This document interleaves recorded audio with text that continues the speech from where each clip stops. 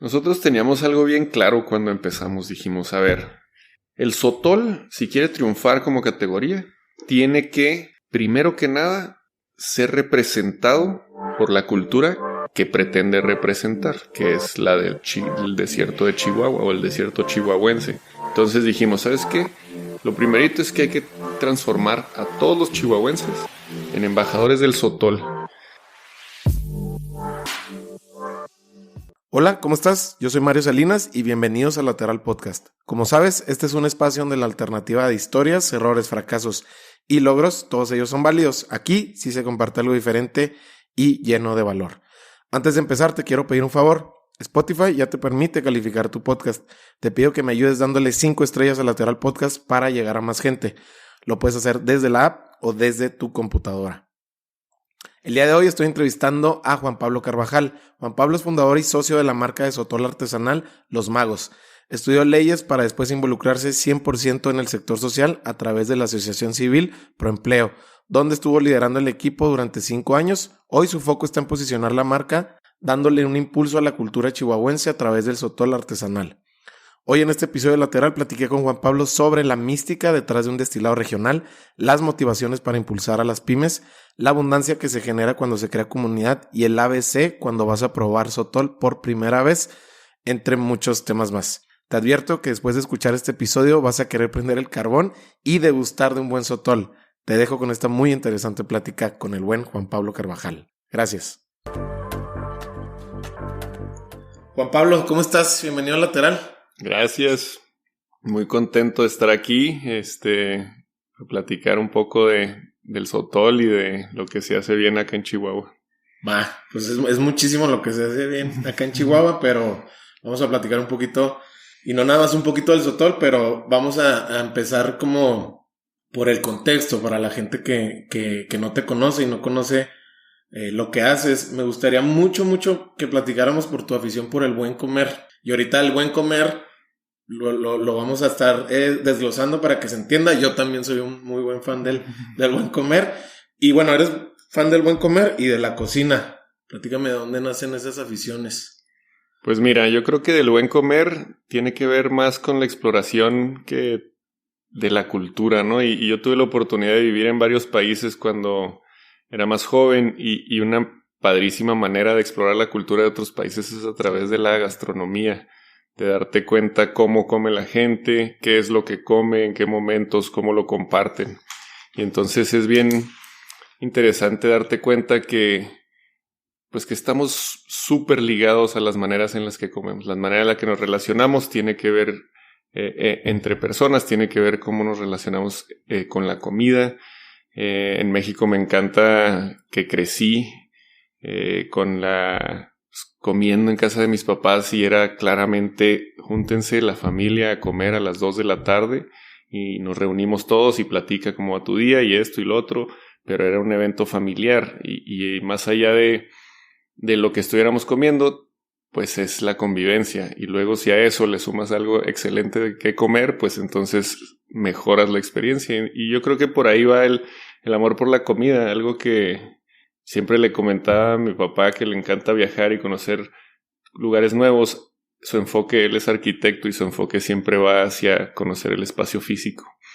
Y yo le decía, siempre hay que meter un elemento gastronómico. Si realmente quieres conocer la cultura de un lugar, ve y siéntate en la fonda donde come la gente. Sí, o sea, como Anthony Bourdain decía, ¿no? O sea, hay que vivir como un local, living like a local. Entonces, ahí es donde cachas muchos elementos. Obviamente del espacio, como lo menciona tu papá, pero también de la esencia, ¿no? Sí, de la manera en la que la gente convive, cómo usan los espacios.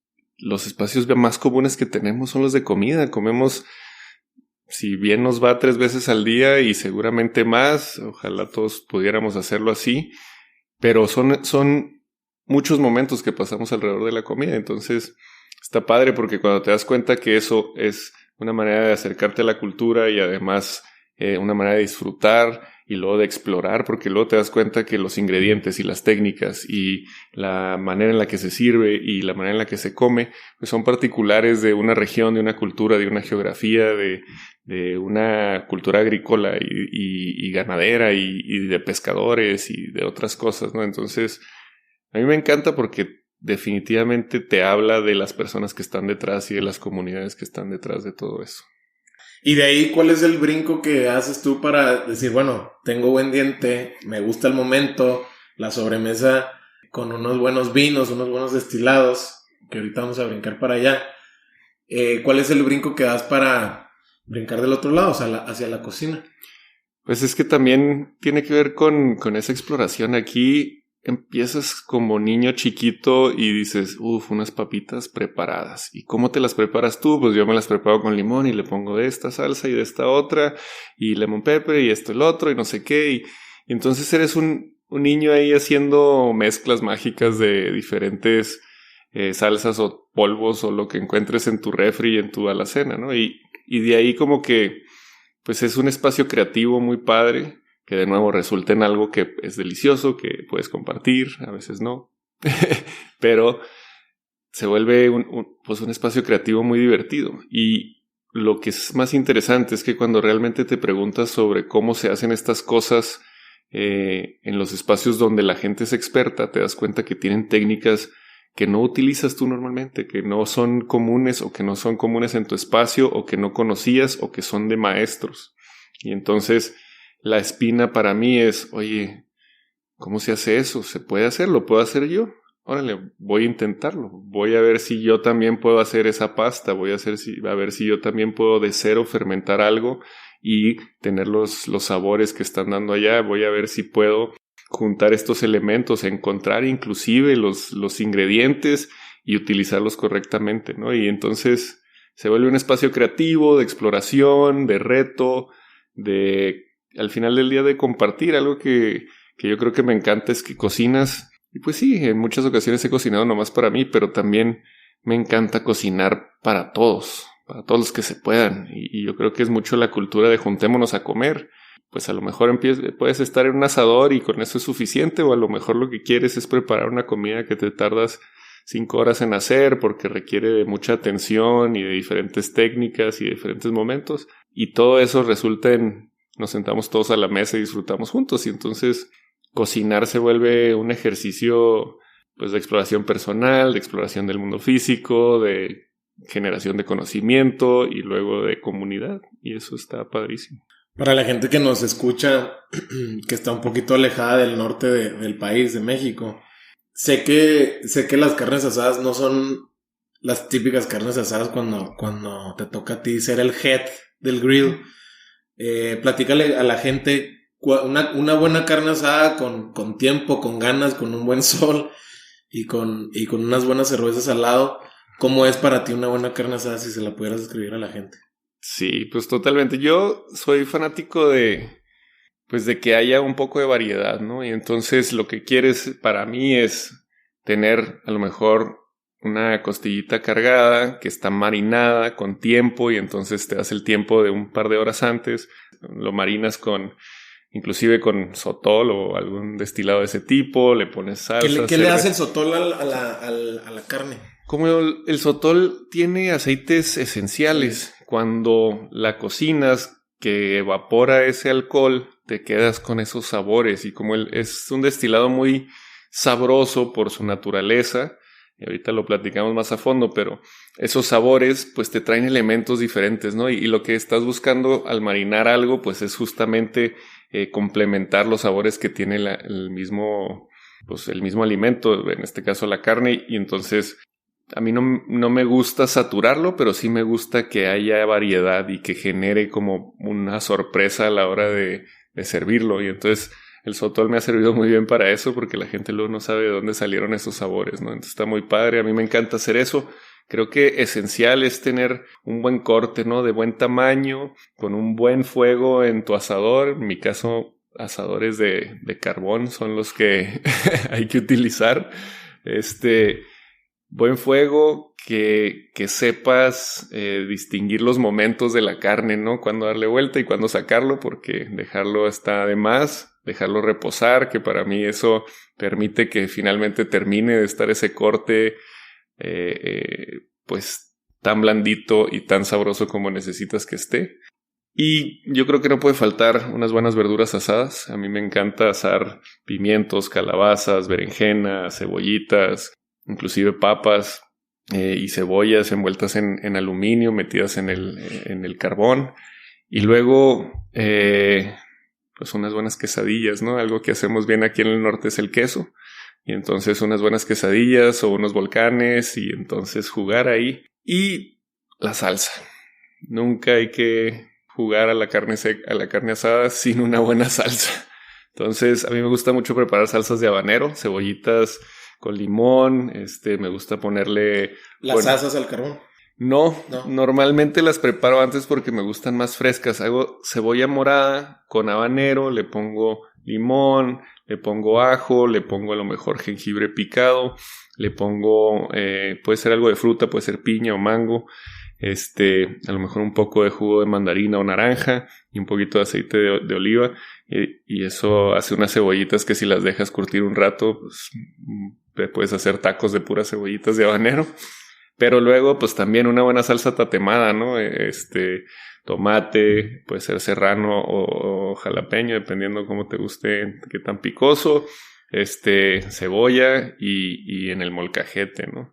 Yo soy muy fanático de hacer como esa comida completa porque también está fácil agarrar la carne, ponerla en el asador, sacarla y estás, ¿no? Pero los complementos son los que hacen que la comida termine de tener ese pues gusto final y yo creo que ahí es donde está padre pensártela completa y entonces empezar unas horas antes a pensar qué va a ser esa comida y preparar lo que sea necesario, ¿no? Sí, y es que a lo mejor, digo, seguramente... Desconozco si lo haces conscientemente o no. Yo he visto mucha gente que sí. Vas marcando la pauta de los tiempos de cómo vas conviviendo, ¿no? O sea, primero empieza la convivencia a lo mejor con tu novia y están primero haciendo la salsa y luego llegan tus amigos y empiezan a destapar unas buenas cervezas, empiezan a platicar y en eso te vas al grill, al asador y entonces como que son diferentes escenarios, ¿no? De todo lo que quieras que pase, ¿no? Entonces, claro que tienes que acompañarlos con un buen elemento como es la comida. Y para que todo eso suceda, pues hay una preparación de por medio, ¿no? Justo como lo mencionas. Entonces, sí. Creo que por eso es como un ritual, pues. Sí, no, totalmente. Y eso que dices se me hace bien padre porque definitivamente tiene todos sus momentos, ¿no? Desde el momento en el que, ¿qué onda? Ya vamos prendiendo el carbón porque ahorita en no sé cuánto ya vamos a estar queriendo comer y empiezas a prender y como dices, te destapas tu primera cerveza y empiezas a platicar y a ver, tráiganse esto y vayan a la cocina y empiezas a armar el espacio, va llegando la gente, vas generando más convivencia y ya te empiezan unos a molestar, ya pon la carne, güey, me estoy quedando acá muerto, no sé qué, bueno, pues empiezas a destapar y los tiempos, como dices, a lo mejor primero dices, güey, voy a asar todas las verduras primero y luego ya las separo y luego voy a empezar a meter costillitas para que la gente desesperados no anden tan desesperados y luego ya, oye, pues ahí van los cortes grandes y ya todo el mundo pone atención y las quesadillas y yo creo que sí es muy suave como todos esos momentos. Inclusive hay un momento que es el que yo creo que más disfruto todavía es, ya acabaste, estás comiendo, terminaste de comer, te estás echando un sotolito ya para el desempance, empieza la plática, te avientas una sobremesa y 2 horas después alguien va a decir, güey, ya me dio hambre otra vez, güey. Prende el asador otra vez o todavía está prendido, a ver, ponte algo, ¿qué quedó? No, pues todavía tengo ahí unas salchichas y no sé qué, bueno, pues ponlas, güey, porque vamos a seguirle. Y yo creo que eso es lo mejor, ¿no? O sea, no se acaba, hay que seguirle. Oye, pues no sé tú, pero yo aquí tengo el asador afuera. No sé si quieres, ahorita terminando el episodio le damos. No, pareciera que el episodio se va a tratar de carne asada, lo cual yo no estoy en objeción alguna, pero a lo que voy es que me gustaría hacerte 2 preguntas muy técnicas quizá. Uh-huh. Es una, ¿cuál es el corte que tú más recomiendas para asar en un buen domingo con la familia, con los amigos? Y 2, ¿cuántas vueltas le das a la carne en el asador? Eso es como un tema para mí que se puede prestar una buena discusión, pero Sí. como que digo, debe haber como que un término medio ahí para lograrlo. A mí me gusta el ribeye. El ribeye en varias presentaciones, porque el ribeye, si vas y te lo cortan delgadito, puedes hacer unos tacos de ribeye así muy, pues no sé, a lo mejor estilo chilango, muy fregones. Pero luego también si tienes un ribeye de 1 pulgada bien marmoleado y lo pones al asador, te estás comiendo un corte genial. ¿Cuántas vueltas le doy? Pues yo sí soy de los que da varias vueltas, güey. Okay. No solamente lo volteo una vez, sino que le doy vuelta y lo veo y digo, necesito un poco más de tostado en ese lado, y si le doy otra vuelta, trato de que salga con las menos vueltas posibles, pero nunca es solamente una vuelta. Ya. Oye, Juan Pablo, bueno, tu lado académico lo pasaste estudiando Derecho, estudiando leyes, y brincaste como al sector social. Sí, así es. Tuviste bastante experiencia. Platícame de qué se trataba lo que estabas haciendo en ese entonces. Pues mira, yo, como dices, estudié Derecho, estaba en la Ciudad de México, terminé la carrera y que tenía muchas ganas de aprender carpintería. Trabajé un rato como carpintero antes de regresarme a Chihuahua y me vine a Chihuahua con la intención de aplicar a una escuela de carpintería en Canadá, a la cual no me aceptaron. Entonces me quedé en Chihuahua y buscando qué hacer, me topé con un proyecto que me llamó mucho la atención. Era un proyecto para traernos una, digamos, franquicia social de una asociación civil que estaba basada en la Ciudad de México, pero que tenía oficinas en varios estados del país. Y es una asociación que se dedica a apoyar a personas que están mejorando o iniciando un negocio propio, una microempresa sobre todo, ¿no? Esto está muy enfocado a aquellas microempresas y microempresarios, o no son microempresarios, son empresarios, pero que tienen estas microempresas que abundan muchísimas en nuestra comunidad y que muchas veces no tienen sus operadores, sus dueños, que a veces son dueños y todo lo demás, ¿no? Son todo en esa empresa. A veces no tienen las herramientas para hacerlas triunfar, organizarse adecuadamente, tener un orden administrativo, un orden contable, tener una estrategia de ventas, una estrategia de marketing, que realmente conozcan cuáles son sus costos, que conozcan cuáles pueden ser sus ingresos desde este negocio. Y entonces este proyecto me lo presentaron, me fui a la Ciudad de México a platicar con los de la asociación y les dije, oiga, nos queremos llevar este proyecto a Chihuahua, y me veían medio raro porque normalmente estas propuestas de llevarte una asociación de este tipo venía de un grupo de empresarios fuerte que tenía el recurso, y yo nomás era una persona que quería poner la asociación. Entonces me dijeron, órale, pero ahí consigue quien te apoye en Chihuahua. Y eso hice. Afortunadamente tuvimos quien nos apoyó y creció el apoyo entre el grupo empresarial chihuahuense y las asociaciones civiles que estaban relacionados con esto. Y entonces nos trajimos un centro de capacitación que estaba enfocado en apoyar a estas personas con microempresas. Y la verdad es que nos fue muy bien desde el principio porque la gente estaba queriendo saber estas cosas, ¿no? Quería este apoyo que le permitía tener un poco más de seguridad a la hora de lanzarse a hacer un negocio, que a lo mejor conocían el quehacer del negocio, pero estas cosas que fortalecen la operación, la administración, la contabilidad, las finanzas, todo eso, pues son herramientas que no todo el mundo conocemos. Y entonces cuando tienes un apoyo, alguien que te explica, pero que además te permite desarrollar un plan de negocios de una manera ordenada que tú entiendes y que puedes aplicar, pues entonces empiezas a crecer. Y la verdad es que eso es lo que nos dimos cuenta, que las microempresas se fortalecían, que inclusive las personas que pasaban por un proceso de capacitación y luego asesoría personalizada y luego fortalecimiento y todo un proceso extendido que les llevaba 1 año o inclusive más de capacitación y demás, realmente se fortalecían y querían más y buscaban más y estaban dispuestos a entregar su tiempo y a aprender, ¿no? Entonces, pues bien padre, porque te das cuenta que tenemos pues una gran capacidad, una gran ilusión de que podemos crear cosas mejores para vivir mejor nosotros, para que viva mejor nuestra familia y las personas que colaboran en una empresa, y que eso puede durar años y fortalecerse y ser una manera de ingreso, de tener ingreso para muchas familias. Entonces hicimos eso. Estuve 5 años como director del Centro de Capacitación de Emprendiendo por Chihuahua, que tenía antes el nombre Proempleo. Y pues fue muy gratificante porque muchas relaciones muy padres, gente con ilusiones, creando cosas fregonas y pues mucha perspectiva de lo que se hacía en Chihuahua, que a mí tenía mucho tiempo sin vivir en Chihuahua. Y cuando volví y empecé a hacer eso, sobre todo lo que creció en mí fue esa ilusión de que en Chihuahua se pueden hacer cosas muy fregonas. Había que enfocarse en hacer cosas fregonas. A ver, estudiaste Derecho, querías estudiar carpintería en Canadá y luego te vas al sector social.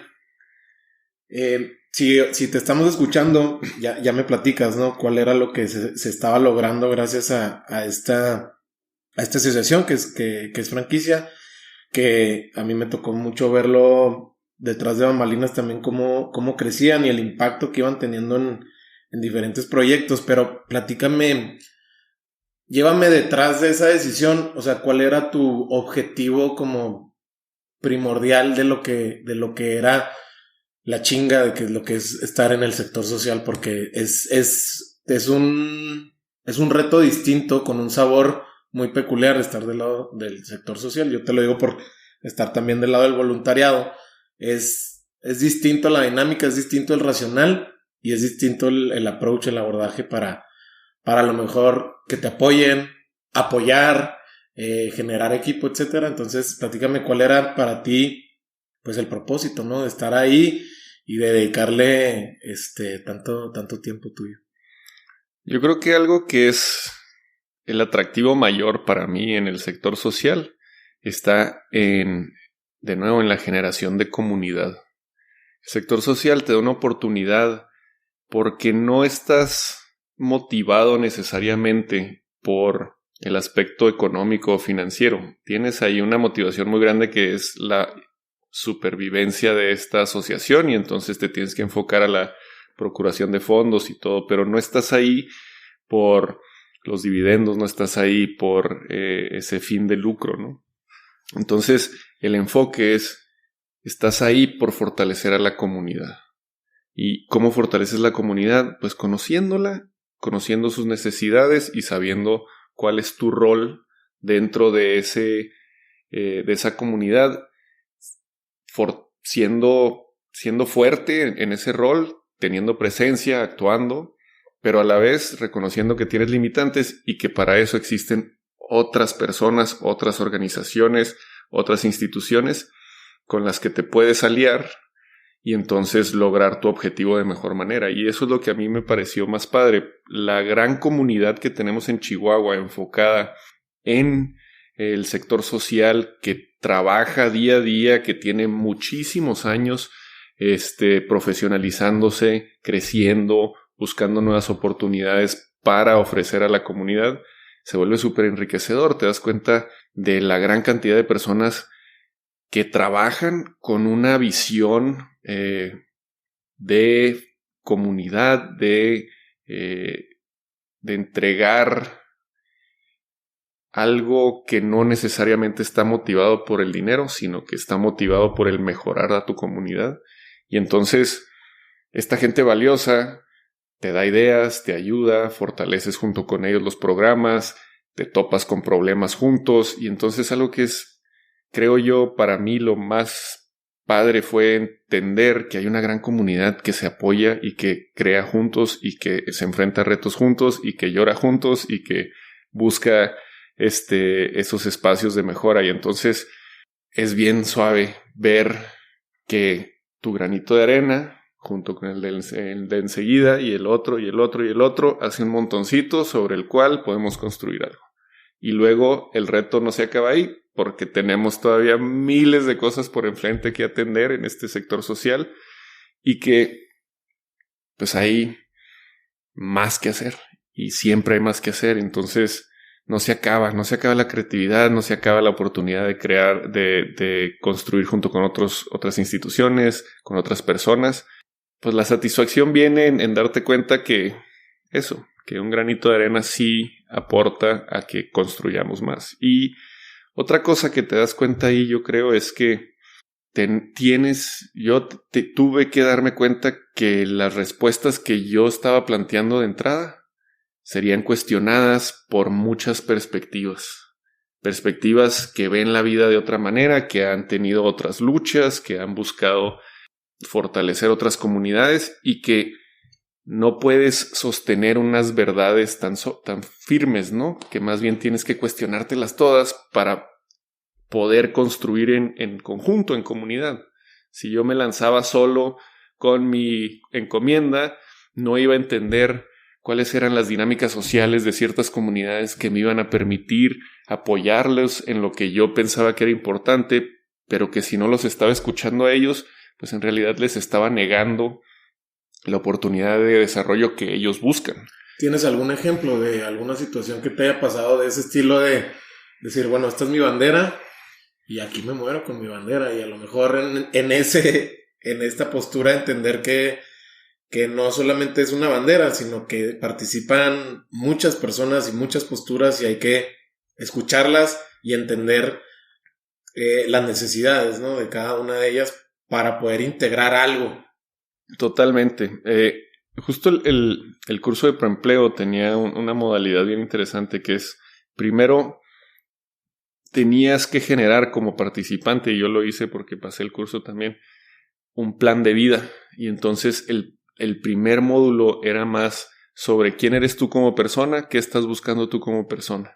Cuando nosotros llevamos ese proyecto a diferentes comunidades en diferentes zonas de la ciudad, nos dimos cuenta que las perspectivas de vida de las personas son muy diferentes en diferentes situaciones de vida y que yo, por ejemplo, siendo tan afortunado como he sido en mi vida, con las oportunidades que he tenido de desarrollo, tengo una perspectiva en donde me siento muy confiado de que tendré éxito en la vida. Seguramente sí, porque tengo una gran red de apoyo que me ha impulsado y levantado en mi camino, y eso me hace una persona muy afortunada.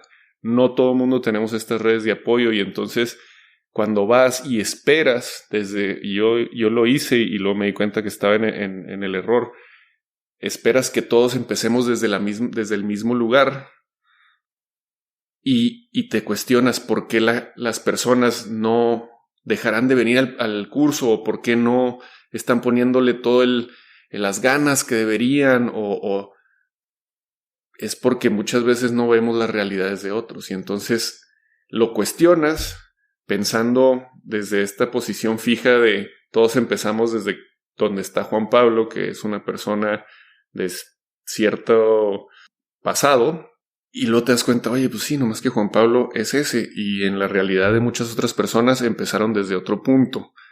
Y si no estás dispuesto a escuchar esa otra parte, no puedes rediseñar lo que estás haciendo para que ellos puedan tomar ventaja de ese proyecto. Entonces, bien interesante, porque nosotros empezamos y el módulo, bien padre, el de desarrollo humano, y mira, y esto, y no sé qué.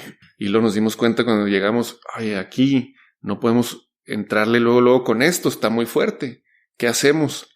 Pues hay otras asociaciones que trabajan desde otra perspectiva con un grupo de personas, las llevan por un proceso y ese proceso a lo mejor les permite llegar al módulo de desarrollo humano de preempleo y ya estar a gusto con lo que se está tratando ahí, ¿no? Y entonces, lo que necesitamos hacer es aliarnos con esta otra asociación para que nos avienten a sus usuarios una vez que terminen, ¿no? Y entonces, órale, vamos a apoyarlos a ellos, a lo mejor les ayudamos a reclutar para que ellos fortalezcan estas partes, para que cuando lleguen con nosotros ya puedan sacar todo el beneficio que puede darles el programa, ¿no? Entonces, definitivamente aquí en Chihuahua nos topamos con eso en diferentes comunidades que tienen diferentes problemáticas, diferentes maneras de vivir, y eso la verdad es que es bien ilustrativo de que somos una comunidad muy diversa. A veces pensamos que no lo somos, y yo creo que tiene que ver con que muchas veces estamos metidos en nuestros círculos sociales y ahí nos guardamos. Pero en realidad somos una comunidad súper diversa, con perspectivas de la vida bien diferentes todos, y entonces si no estás ahí en el diálogo con esas diferentes perspectivas, lo que haces no puede adaptarse a lo que estas diferentes grupos o personas o perspectivas tienen. Entonces siempre, o algo que yo aprendí y que trato de aplicar es pues siempre estar atento y escuchar y tratar de saber o entender o que te den la oportunidad de que te expliquen de dónde están paradas esas otras personas, para entonces pues ver dónde coincidimos y cómo podemos coincidir más, ¿no? Duras 5 años en esta asociación. Para ti, ¿qué es como los elementos claves, si los pudiéramos encontrar en esta charla, para encontrar más que intensidad, consistencia? Porque entiendo que cuando le das la consistencia a este tipo de equipos de trabajo que van por un objetivo que puedes impactar de manera positiva a mucha gente, de una manera muy medible, es decir, o sea, está cuantificable, no estamos así siendo aquí el club del aplauso, ¿no? O sea, totalmente se puede cuantificar. ¿Qué elementos encontrarías como para decir, para hacerlo de manera consistente, esto es lo que podemos poner en la mesa?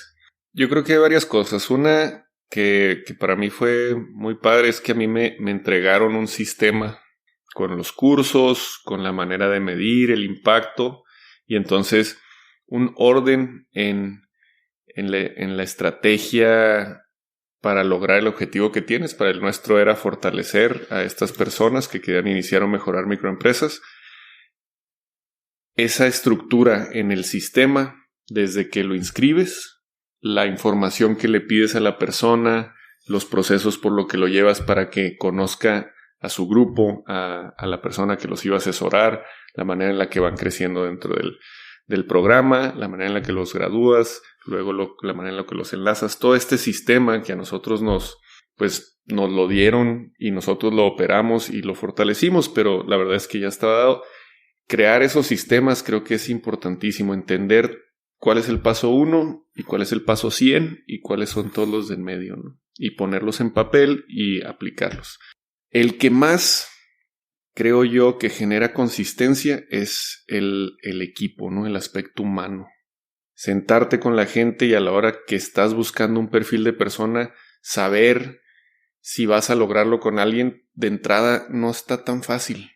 Darle la oportunidad a la gente, permitirles crecer en el espacio en el que están, exigirles que mejoren, ¿no? Pero a la vez entender que hay procesos de crecimiento para todos y pedirles que tengan una perspectiva humana de lo que están haciendo, ¿no? Y que eso se vea reflejado en la manera en la que se tratan a todos los colaboradores dentro de la organización y a todos los usuarios que vienen a buscar apoyo. Y entonces que la manera de tratarnos sea siempre la del respeto, pero no me refiero al respeto lejano donde no te digo nada, no. En el respeto está también el valor de decir, oye, yo pienso esto otro, tener diálogo, construir, darle el espacio a todo el mundo para que diga sus verdades y que se sienta en confianza, y entonces construir un equipo que sabes que el día que yo no estoy, alguien toma ese rol que quedó vacante y sigue, ¿no? Porque la cultura, el equipo está ahí. Y entonces yo creo que tener los sistemas es bien importante, ¿no? Estructura, pero luego a las personas con confianza y con responsabilidad y con respeto para que operen este sistema y que se sientan parte de, y que a la hora de que vean algo que está mal, levanten la mano y digan esto está mal, y que cuando vean algo que está bien, levanten la mano y digan esto está bien. Y entonces, pues yo creo que ese es lo que más consistencia te da cuando realmente el equipo se siente que es parte de un un engranaje más, pues que va a llevar al objetivo a ser realidad, ¿no? Entonces, entendiendo que el foco para que esto perdure y tenga como una secuencia, por así decirlo, es el equipo. Tú cierras, tú tienes un ciclo, ¿no? Tienes 5 años. Llévame a ese momento donde decides cerrar tu ciclo. ¿Cuál es el racional detrás de eso? ¿Y cómo se ve el momento para hacia adelante? Es decir, tú dices bueno, creo que este es mi momento. Creo yo que ya es donde yo ya hice mi contribución, por así decirlo, pero ya en ese momento donde decides cerrar el ciclo y que se ve hacia adelante. Pues mira, yo sobre todo cerré este ciclo porque pasaron varias cosas. Yo me di cuenta que yo era muy bueno para formar esos equipos, para generar las alianzas, para establecer como esta presencia de la organización y planear los objetivos, generar proyectos y empezar a ejecutarlos. Para lo que no era tan bueno era para realmente administrarlos de una manera en la que fueran súper eficientes y que pudieran crecer sobre esa base que yo había construido. Y entonces ahí me quedó claro que había personas con mejores capacidades que podían llevar a la asociación hacia un nuevo punto donde quizás yo ya estaba un poco topado. Y pues justo en estos 5 años de estar apoyando el desarrollo de emprendedores y de microempresas, pues yo también estuve explorando lo que era pues Chihuahua y lo que se podía hacer aquí. No estaba yo muy enfocado en ser abogado, claramente, pero sí en buscar algún tipo de oportunidad de negocio. Y para mí, donde se conjugaron mi gusto por la cultura y mi gusto por la exploración natural y mi gusto por los destilados, es en el Sotol. Nosotros, y me refiero cuando hablo de nosotros, hablo de mi socio, Eduardo Almanza, que desde el principio como amigos decíamos, oye, pues, ¿dónde está ese Sotol artesanal? Hay que salir a buscarlo porque aquí pues nomás encontramos alguno que no es tan artesanal y quisiéramos saber dónde está esa tradición. Y sabíamos que no estaba en la ciudad, sino que estaba en los pueblos y en los ranchos y en diferentes lugares que pues había que ir a conocer y explorar. Y entonces lo hicimos y nos dimos cuenta que sí había esa oportunidad. Y quizás por ahí de mi 4.º año en Proempleo, pues dijimos, oye, aquí hay una oportunidad muy grande. Vamos haciendo una marca de Sotol y la vamos moviendo poco a poquito, tanteando las aguas, a ver cómo se mueve y no sé qué. Y justo en ese 5.º año fue como, ¿sabes qué? Alguien se tiene que dedicar de lleno a esto para que tenga éxito. Y yo ya estaba en ese mindset donde había terminado quizás de armar esa base de Proempleo. Y donde estaba dispuesto, ¿no? Porque, digo, yo era soltero y no tenía mayor responsabilidad más que pagar mi renta y mi comida. A ver cómo le hacemos, ¿no? Y dejé la dirección de Proempleo y me dediqué de lleno al Sotol. La verdad es que es de esas cosas que luego ves y dices, ay, fue como un salto al vacío, pero pues claro que no estaba al vacío. Yo tenía un gran apoyo de nuevo de esta red de apoyo que soy tan afortunado de tener. Y sabía que teníamos algo que valía muchísimo la pena, que a pesar de que era una categoría desconocida y que no estaba todavía el mercado tan sobre del Sotol, lo que sí es que sabíamos que tenía que tener ese lugar junto a los destilados mexicanos y que iba a ganar ese espacio como categoría. Entonces, pues el que pega primero pega 2 veces y sabíamos que íbamos a tener que picar piedra, pero que habría una gran oportunidad ahí. Entonces me dediqué a eso. Cuando salí de Proempleo, mi socio se fue a vivir a Veracruz y me dijo, vas, güey, déjate caer. Y pues todo estaba en mi casa, iba con el productor, me traía botellas o embotellaba en mi casa y ahí etiquetaba. Luego le preguntamos a mi esposa, pero tenía ocupada la mitad de la casa con cajas y cosas para las activaciones y para las catas y todo el desmadre que te pudieras ocurrir de Sotol estaba sucediendo ahí.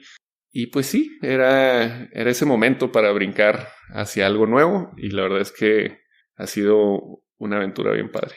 Tú estuviste desde un inicio muy involucrado en lo que es ahorita ya lo que es la marca Los Magos. Y antes de irnos de lleno a todos los subsites de la marca, ¿cuál era para ti, por qué era tan importante, lo voy a poner así, por qué era tan importante para ti estar tan pegado al proceso de producción? Nada más para visualizárselo a la gente. Es decir, estamos hablando de una planta que no es agave, nada más para aclarar. Digo, no sé si es necesario aclarar, pero mucha gente, incluyéndome a mí, pensábamos que sí era también derivado del agave, pero no. A lo que voy es que has estado muy pegado en el proceso, o sea, desde ir con los gimadores, etcétera, todo ese camino. ¿Cuál era el racional o por qué era tan importante estar tan pegado? Yo creo que tiene dos sentidos, ¿no? Uno es, pues si vas a hacer algo hay que conocerlo a fondo. Y para mí, pues era parte de la exploración, ¿no? O sea, si tienes la oportunidad de conocer esa cultura y la cultura se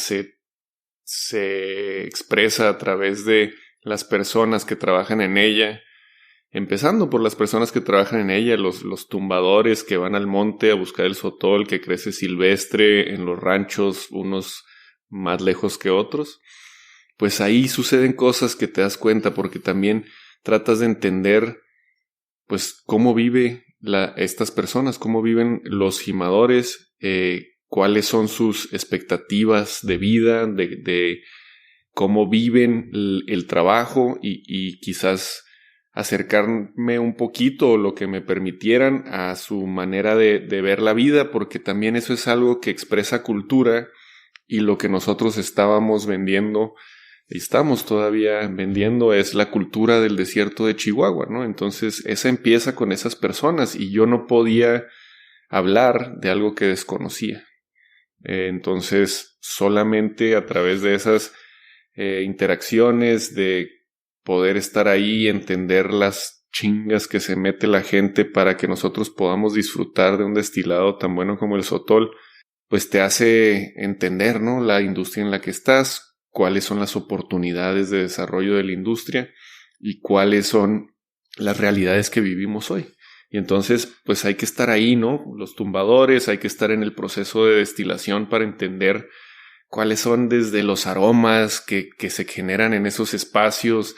Lo visual es importantísimo porque como es un proceso artesanal, tienes el horno que es un hoyo en la tierra recubierto de piedra volcánica que se vuelve color cenizo cuando se calienta y luego lo llenas y las piñas son amarillas, pero luego cuando las sacas son café o cobrizo y tienes todo pues como un festín de los sentidos y te das cuenta que hay pues una realidad que para mí era oculta y yo creo que para muchos de los que pues somos chihuahuenses y sabemos del Sotol es oculta también y entonces pues hay que descubrirla. Se vuelve hasta algo emocionante darte cuenta que hay algo tan cercano a ti que a la vez es muy lejano y es como esta cosa que está oculta a simple vista, ¿no? Algo que está ahí, pero que hasta que no volteas y lo ves bien, te das cuenta del valor que tiene. Y eso es lo que está padre de estar ahí presente, ¿no? Porque además a nosotros nos toca ser voceros de esta industria y de esta cultura. De nuevo, solamente puedo hablar de lo que yo he vivido y experimentado. Y podría hablar de lo que me platican otras personas que tienen mucha mayor experiencia en esta industria que yo, pero solamente si realmente lo entiendo y si me lo han compartido y si lo he reflexionado y entonces estar en esos espacios me da esa oportunidad y se vuelve pues realmente la fortaleza de lo que hacemos. Si podemos contar esa historia de manera correcta, estamos ganando la pelea hacia formalizar o formar la categoría de Sotol como una categoría de destilados mexicanos. Voy a rescatar algo que platicaba con Miguel Valverde, donde él explicaba el regionalismo como un tema exótico que nosotros como mexicanos no logramos ver, es decir, lo logran ver de afuera hacia adentro y nosotros, él me explica, solamente cuando viajas de manera internacional, por así llamarlo, es cuando entiendes lo que a través de sus ojos ellos ven. Es decir, el alacrán de Durango, el bisonte, todos estos elementos sumamente atractivos, inclusive hasta místicos, como me lo explica Miguel. Pero tú, por ejemplo, que has estado también teniendo experiencia a través de todos estos viajes, ¿cómo es que tú ves a la cultura, y ahora sí vámonos a lo puntual, a la cultura chihuahuense, o qué es lo que lo hace tan atractivo, sin explicarlo desde el lado a lo mejor obvio, pues porque somos de aquí, ¿verdad? Sino más bien si lo pudiéramos hacer este ejercicio de imaginación donde tú te sales y lo ves por fuera, ¿qué es lo que crees que lo hace tan atractivo? Yo creo que yo me voy siempre al espacio físico. Yo creo que el espacio físico forma el carácter de las comunidades. Y entonces nosotros vivimos en el desierto y eso nos genera actitudes, nos genera ciertas acciones y actividades rutinarias que se vuelven parte de nuestra cultura. Y entonces, para mí, esta exploración que de alguna manera la tuve cuando volví a Chihuahua Yo volví a Chihuahua y tenía casi más de la mitad de mi vida que no vivía en Chihuahua. Un año sí, un año no, un año sí, un año no, pero luego tuve un periodo grande de 8 años y entonces fue como redescubrir eso ya con otras capacidades analíticas, ¿no? Entonces te pones aquí y te das cuenta que tenemos ciertos valores que provienen de un estilo de vida y el estilo de vida lo dictaba ese espacio físico. La dificultad del desierto nos volvía personas precavidas porque teníamos que pensar que no íbamos a tener más que ese periodo súper corto de lluvias para lograr abastecer nuestras presas, para poder tener agricultura, para poder alimentar a nuestras vacas, para poder reponer lo que durante el periodo seco y de frío se había marchitado en nuestra región. Y entonces, al ver de fuera el desierto, se vuelve un lugar pues donde entiendes que hay dificultades, donde todo cuesta, donde hay que trabajar duro para lograr algo. Sí, o sea, está lleno de adversidad, por así decirlo. Está lleno de adversidad. Y entonces a mí me gusta mucho hacer inclusive un símil entre el carácter del sotol y el del chihuahuense. Al sotol le gusta crecer en las zonas más difíciles, en las laderas de los cerros, en las zonas pedregosas, áridas, con muy poca tierra fértil, con muy poca precipitación, extremoso de a madres, con todo el calor del verano, con todo el frío del invierno. Y el sotol ahí vive y genera su carácter y toma lo poquito que le da la tierra y lo transforma en algo genial. Y de alguna manera eso hemos hecho los chihuahuenses también. Los chihuahuenses hemos aprendido a ser parte de esta tierra, en algunos momentos utilizarla, en algunos momentos utilizarla de más, la verdad. Pero nos hemos ayudado de la realidad de este espacio físico para crear una comunidad que prospera. Y de nuevo vuelvo a los valores. Nosotros somos de alguna manera, y yo creo que evidentemente, una comunidad conservadora, porque no tenemos la abundancia que nos permita sentirnos tan libres. Nos estamos muy arraigados a lo que podemos hacer con lo limitado que está nuestro espacio físico. Y entonces andamos con esos valores, pero a la vez tenemos los valores del explorador, del aventurero, del que busca y crea cosas nuevas, el que no tiene miedo a lo difícil.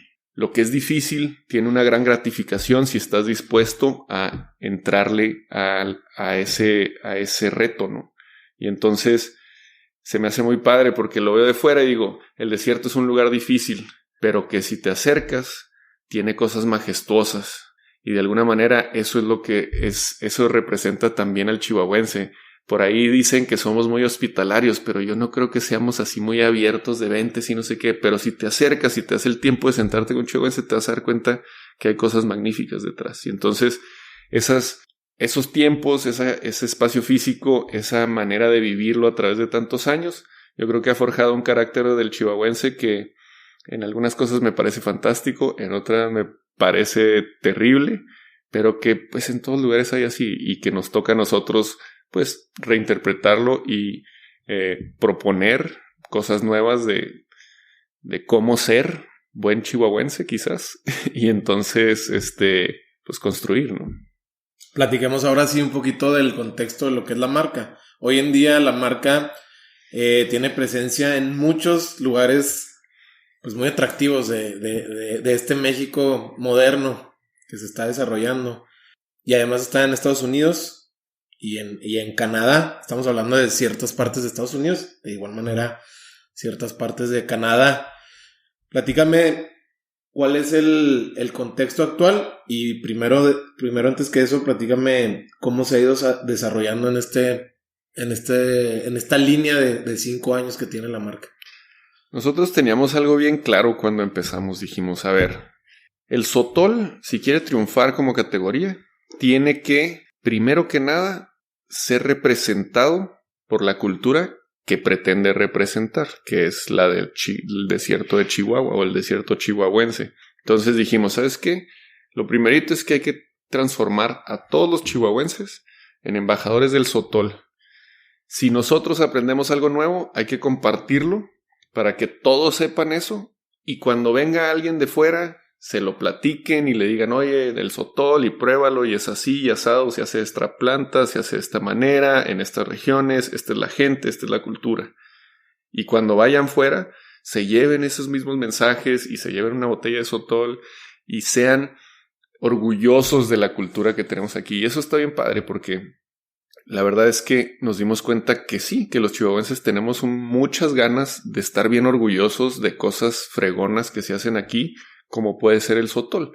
Y entonces que cuando daba una cata y platicaba la historia del Sotol y la manera en la que se hace y las tradiciones, se le iluminaba la cara a la gente diciendo, oye, sí es cierto, tengo algo padre que contar la próxima vez que me tope a mis amigos o que ande por ahí con alguien que me pregunte qué se hace en Chihuahua, pues esto. Y que es algo que nos puede enorgullecer. Entonces, ese primer objetivo era convierte a todos los chihuahuenses en embajadores del Sotol. En esa seguimos porque definitivamente todavía hay mucho que aprender de nuestra parte, mucho que aprender como comunidad. Todos tenemos mucho que aprender.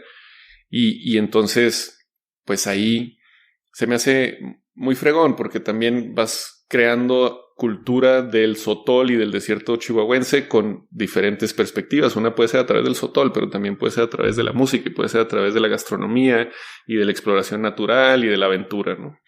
Entonces, mucho que hacer por ahí, pero ese fue nuestro primer enfoque. Y luego dijimos, por las oportunidades que hemos tenido de conocer gente en la Ciudad de México, pero también sabiendo que el referente mundial de lo que es México, pues pasa por la Ciudad de México de alguna manera, a pesar de que la Ciudad de México quizás no sea la cultura mexicana en el resto del mundo.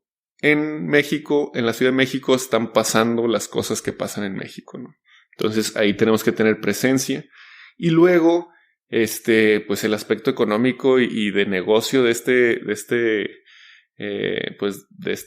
negocio en el que estamos, pues te decía, vete a los lugares donde además haya presencia internacional y puedas generar algo de ruido en otros espacios para que se vaya creando una bolita de nieve que te ayude a crecer la categoría. Y entonces exploras la Riviera Maya, San Miguel de Allende.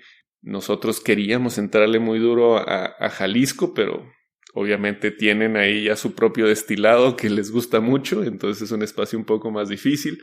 Pero que, digo, nada más para girarlo un poquito, no girarlo, nada más para agregar. Si lo viéramos meramente del aspecto comercial o inteligencia de mercado, como se le llama, pues es un mercado muy atractivo, digo. Es un mercado muy atractivo que obviamente tienes que entrar, pues ahora sí que eres el nuevo en el baile, ¿no? Entonces, al final del día, ellos ya tienen el paladar para destilados, ¿no? Y eres un destilado, solamente que eres un destilado con unas características distintas ni mejores ni peores, pero distintas. Y al final del día, pues ese mercado es atractivo para ustedes. Obviamente que ahorita, pues a lo mejor hay que voltear a ver a otros lugares, ¿no? No, definitivamente.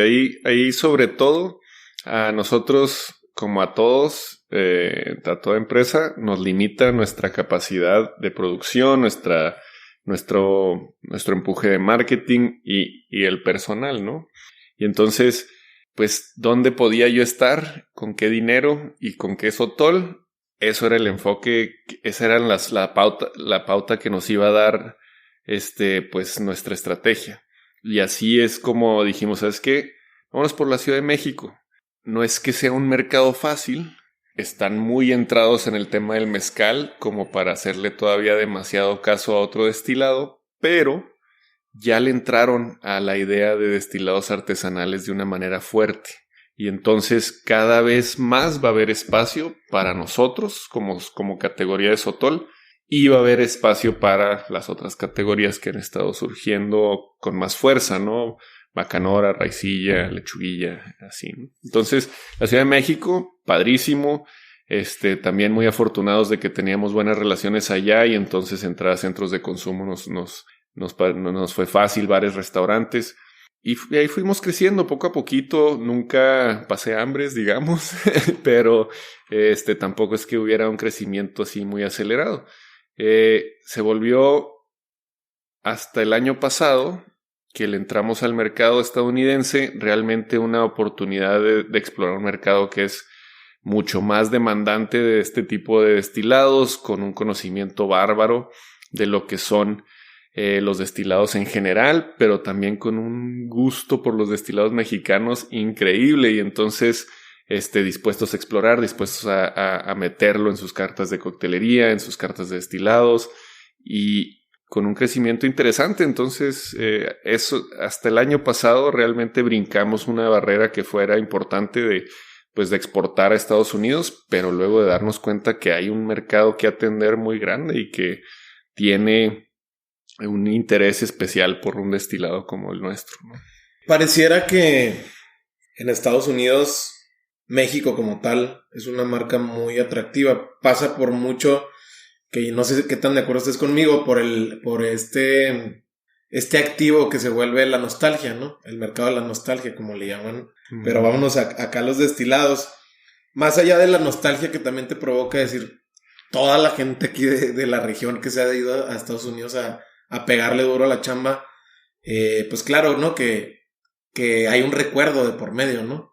Seguramente ustedes encontraron estos descubrimientos que son los que me interesan más, porque es un mercado, por lo que platicábamos antes de empezar a grabar, no nada más llega al latino, ¿no? O sea, se queda también con el perfil americano, por así decirlo. Entonces, ¿qué descubrimientos ustedes van encontrando a medida que su marca va penetrando y va encontrando nichos, etcétera, y distintos clientes o perfiles de clientes? Yo creo que eso está bien interesante porque nosotros en un principio sí pensamos que tendríamos un éxito mayor con el mercado mexicano viviendo en Estados Unidos, ¿no? O de primera, segunda generación. Y la verdad es que lo que descubrimos es que el mejor mercado era el del americano, pues americano, como dijiste ahorita, que en realidad estaba ya acostumbrado a buscarse la variedad de whiskies y la variedad de ginebras y la variedad de vodkas, y entonces que le gustaba el tequila y que el tequila ya había dejado de tener ese como carácter de un destilado para la fiesta y para ponerte borracho y se había convertido en un destilado elegante. Y esa combinación de oportunidad y de conocimiento y de un mercado con un buen poder adquisitivo que le encanta la exploración, quizás desde un espacio muy resguardado como es su propio país, pero que si le llevas cultura mexicana y cultura mexicana a través de la comida y a través de los destilados, inclusive pues, a través del diseño y de muchas otras cosas, lo va a apreciar y lo va a adquirir. Y entonces nos dimos cuenta que ese mercado estaba necesitado de algo como lo nuestro, con ganas de explorarlo, dispuesto a explorarlo. Y entonces eso pues lo descubrimos cuando estábamos haciendo esto y dijimos, ok, pues entonces el enfoque no es necesariamente al mercado latinoamericano en Estados Unidos, sino a un amplio mercado americano que puede ser mixto, puede ser como lo es en Estados Unidos, muy multirracial y muy diverso. Y entonces no nos enfoquemos tanto en esta nostalgia, enfoquémonos más en darle a todos una categoría que vaya enfocado hacia un destilado de alta calidad, donde la gente vive una experiencia original con una historia que los transporte a otro mundo y que sea, como su nombre lo dice, mágico de alguna manera, ¿no? Y lo disfruten por esa magia que les puede ofrecer. Y entonces, sí, nos alejamos un poco de la idea de esta nostalgia y le entramos más bien como una categoría de calidad en una área de desarrollo premium, de destilados premium, ¿no? Entonces, ha sido muy padre ver que hay respuesta en ese mercado. A la hora de que tú mencionas a partir del año pasado, es decir, 2021, cómo deciden sacarlo no sacarlo, perdón, simplemente exportarlo y pasarlo para Estados Unidos y Canadá, ¿cómo se ve eso en el papel? Es decir, ¿cómo se ve eso en los retos que se vienen desde la parte legal, que son muchísimos, que también los podemos tocar, hasta entender justo eso, o sea, dónde sí, dónde no, saber qué tan rentable puede ser de inicio o entenderle a los flujos que tiene el mismo mercado? ¿Cómo fue esa parte? No, hombre, pues es un rompedero de cabeza en esa parte. Y la verdad es que es pues aprender que funciona completamente diferente ese mercado, ¿no? El mercado estadounidense sobre todo y el canadiense también tienen reglas muy específicas de cómo operan en torno al alcohol. Y entonces, desde ser un exportador, tener un importador, tener un distribuidor. Los distribuidores en Estados Unidos se dividen por estados. En Canadá el distribuidor es el gobierno.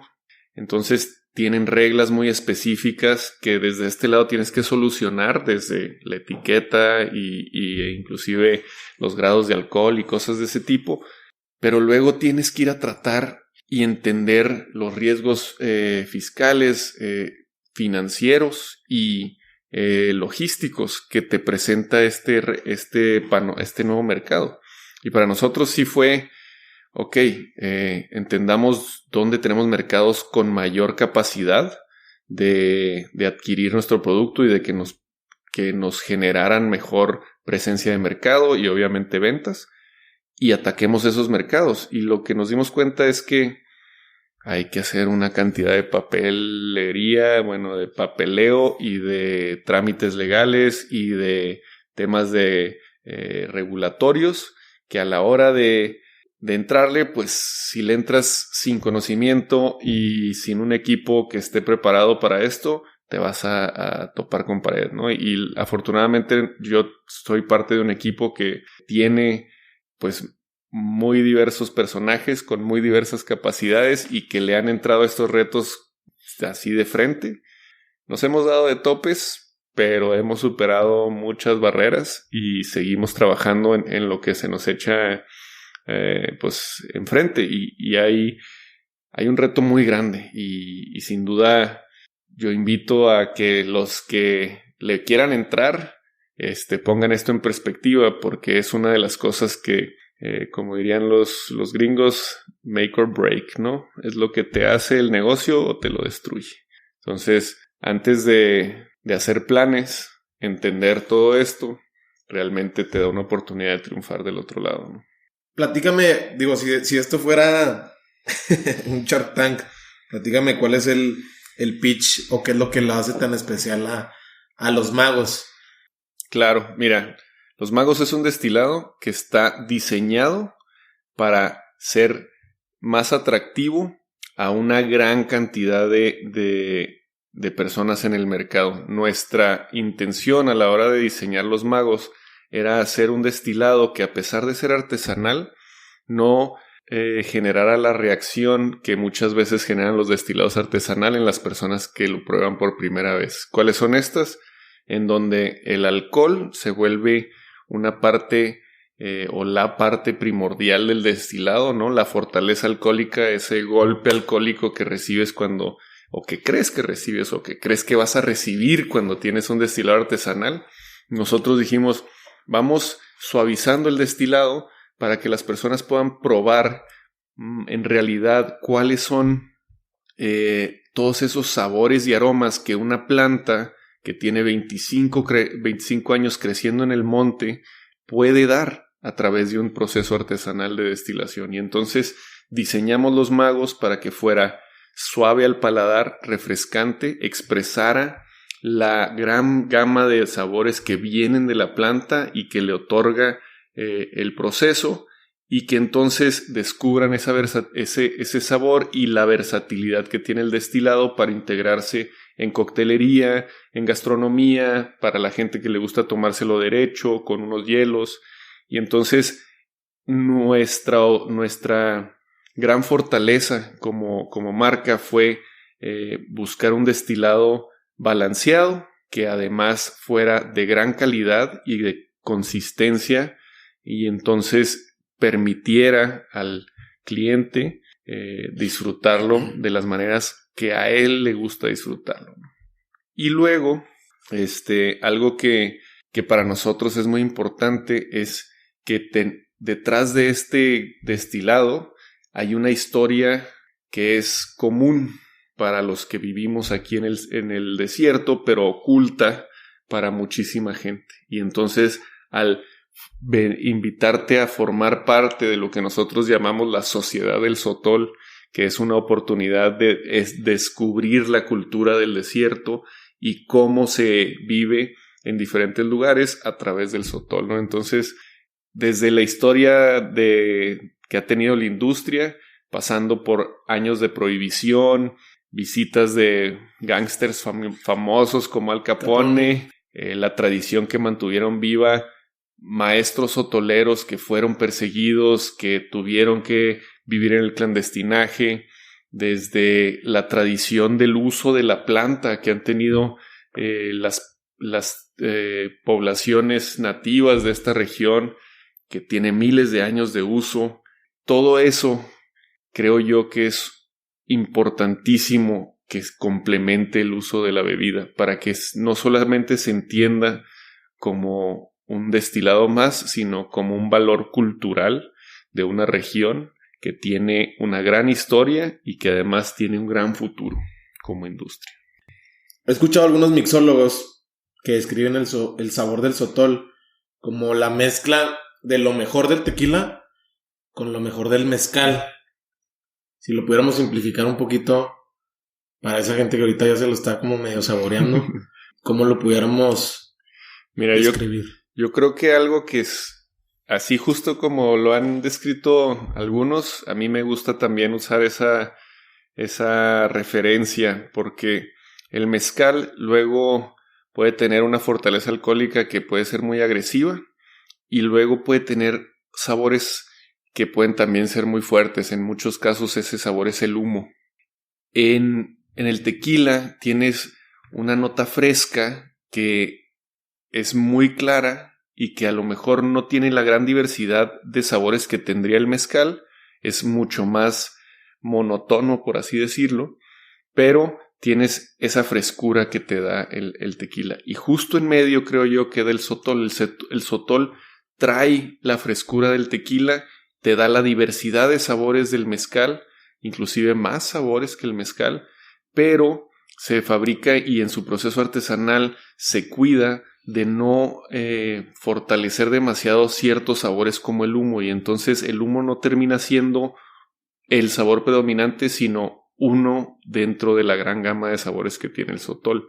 Y entonces es realmente, sobre todo los magos, porque así lo diseñamos, es un destilado suave, muy sabroso y aromático, que juega muy bien con mucha variedad de sabores, desde un cóctel que se enfoque en los cítricos, pasando por algo dulce, a lo mejor sandía, a lo mejor la combinación de los dos, piña o algo por el estilo, o un martini de espresso, ¿no? O con café, un Negroni que tiene sabores amargos y dulces a la vez, ¿no? Y entonces juega muy bien con todo eso, y por eso yo creo que esa versatilidad lo posiciona justo entre el tequila y el mezcal.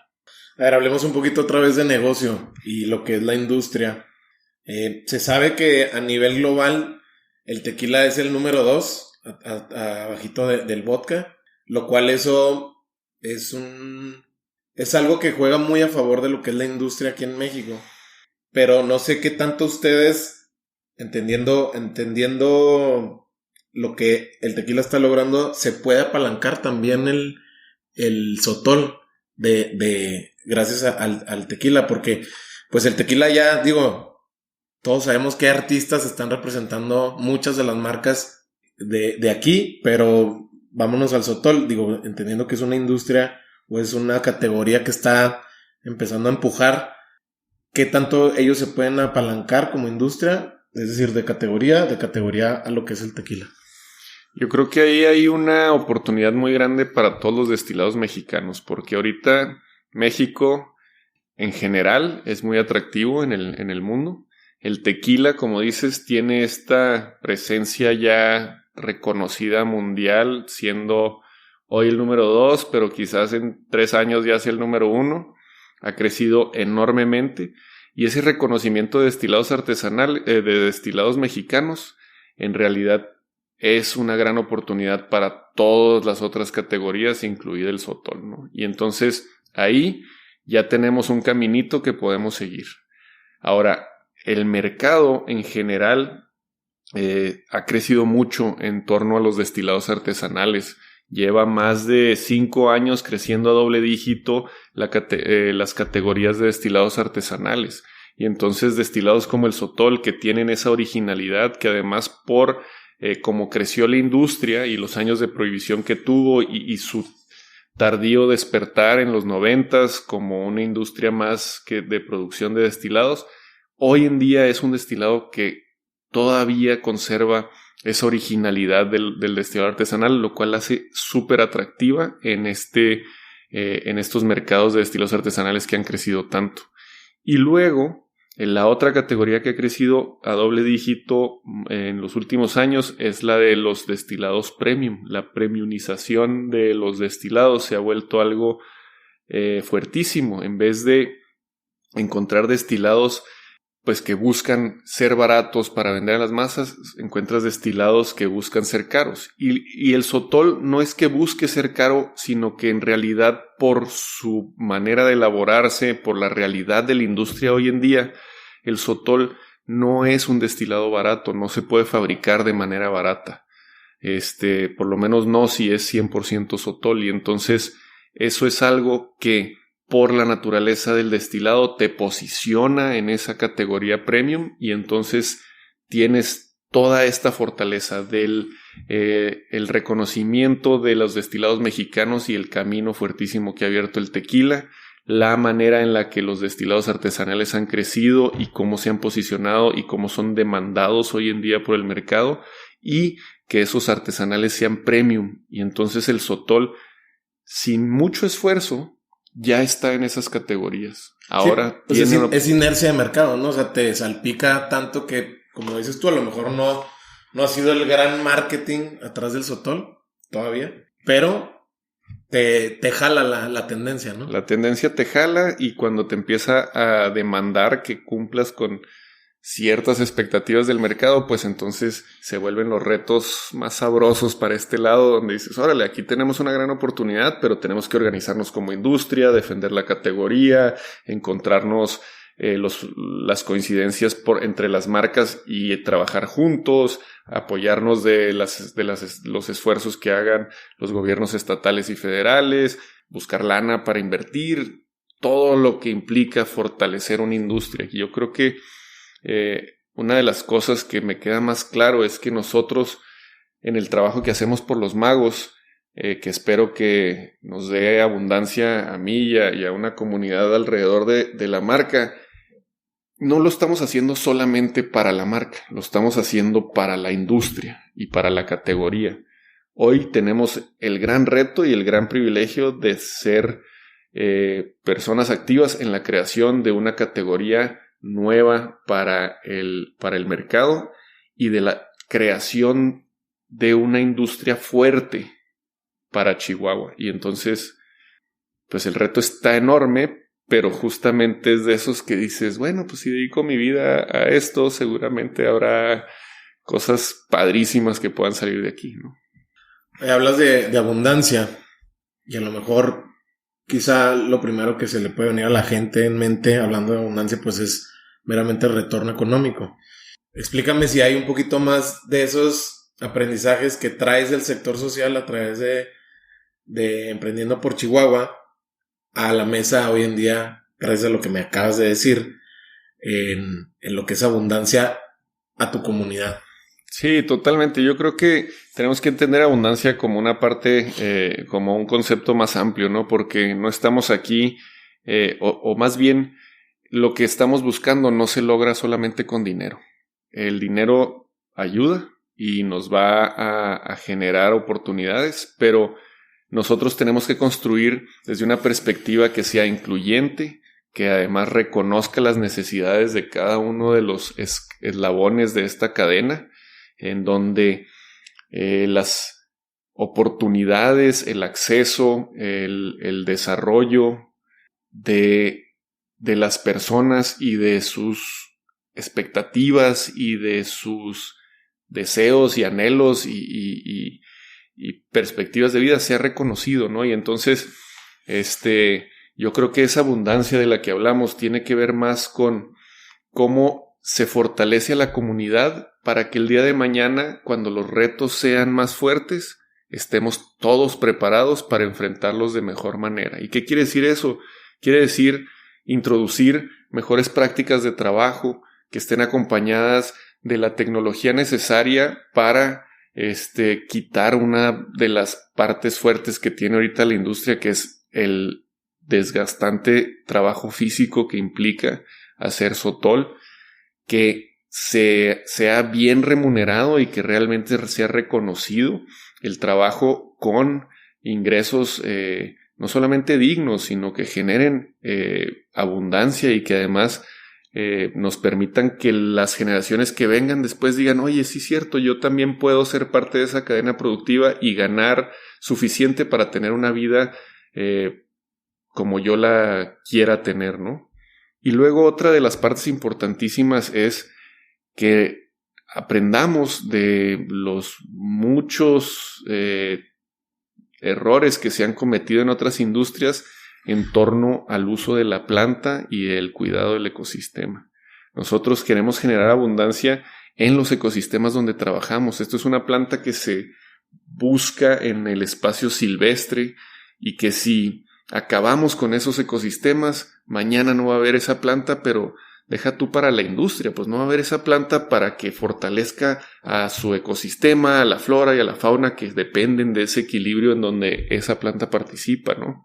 Y que nos afecta no solamente porque ya no vamos a poder hacer sotol silvestre, sino porque a lo mejor eso estaba reteniendo agua, a lo mejor eso estaba permitiendo que nosotros tuviéramos el clima que tenemos aquí en Chihuahua, y hemos visto cómo han cambiado estas realidades, ¿no? Y no queremos contribuir a que ese cambio sea dañino, más bien queremos contribuir a que sea un cambio para algo positivo, ¿no? Entonces la abundancia también va por ahí, la abundancia en torno a la cultura, cómo permitimos que se despliegue y luzca la cultura que se ha generado, pero también nos permita crear nueva cultura, donde reconocemos que la cultura no es estática, sino que se permite el diálogo y que lleguen nuevos jugadores y que propongan cosas nuevas y que esas innovaciones generen nuevas maneras de hacer las cosas y eso sea una cultura que transforme a nuestra comunidad. Y la abundancia en torno a las oportunidades para los que trabajamos en ella, ¿no? Y nuestros allegados y lo que chorree para los demás, ¿no? Entonces, creo que es un concepto mucho más amplio que claro que incluye el aspecto económico, pero mucho más. tú y Eduardo y todo el equipo que está detrás de la marca, que sé que en los últimos meses se ha extendido a lo largo, tan así que han estado ya con participación en Estados Unidos y Canadá, ¿cómo lo mantienen presente este propósito de lo que es, más allá de decirle al mundo, güey, en Chihuahua, en México, en el norte del país se produce un destilado chingoncísimo, pruébenlo y esta es la marca que tienen que probar? Más allá de eso, ¿cómo lo mantienen fresco de que tú me lo digas ahorita tan fácil que ni siquiera estés reparando para decírmelo y que se lo puedas permear a tu equipo de trabajo? Yo creo que no está nada difícil porque es la exploración de aquí, de Chihuahua, de todos los días.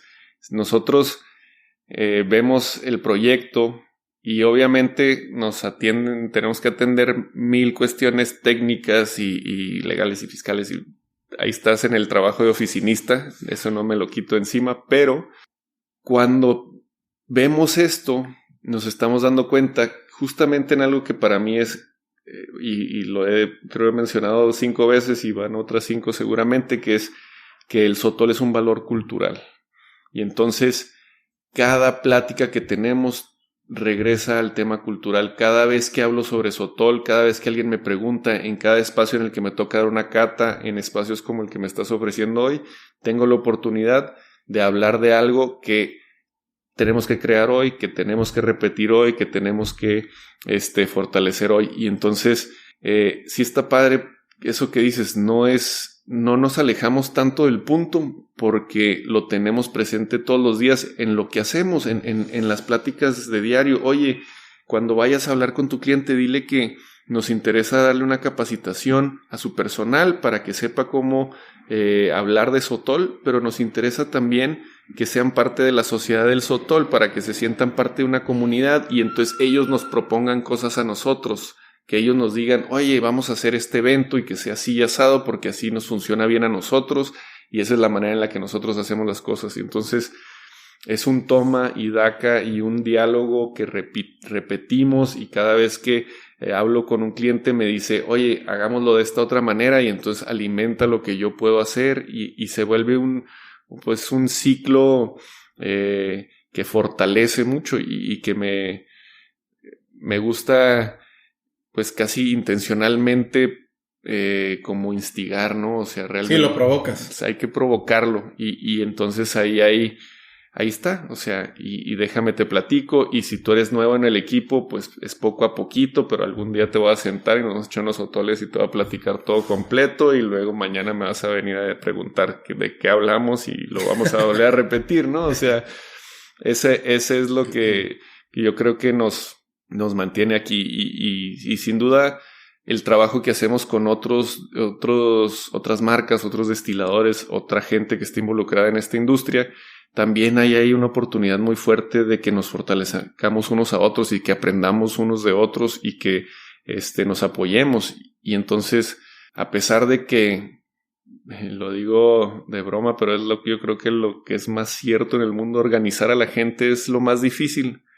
Tenemos que organizarnos como industria para impactar como industria, y entonces sentarte a dialogar con personas que tienen de nuevo realidades y pasados muy diferentes a los tuyos y buscar las coincidencias para crear cosas nuevas, ¿no? Platícame ahora sí los aprendizajes que ahora sí que a título personal te han llegado, has capitalizado a lo largo de estos 5 años de haber lanzado ya la marca. Digo, se dice muy fácil, sé que no ha sido así, pero ¿cuáles han sido así como los más representativos en ti? Híjole, yo creo que el primero es que no hacemos nada solos. En este proceso, si no estás acompañado, no estás dispuesto a aprender de otros, no estás dispuesto a bajar un poquito la guardia para que otros entren y te digan por dónde puedes mejorar, entonces te vas a quedar estancado. Entonces, definitivamente no estamos en esto solos, y si puedo tener la apertura para que otros vengan, observen, opinen, entonces seguramente me va a fortalecer.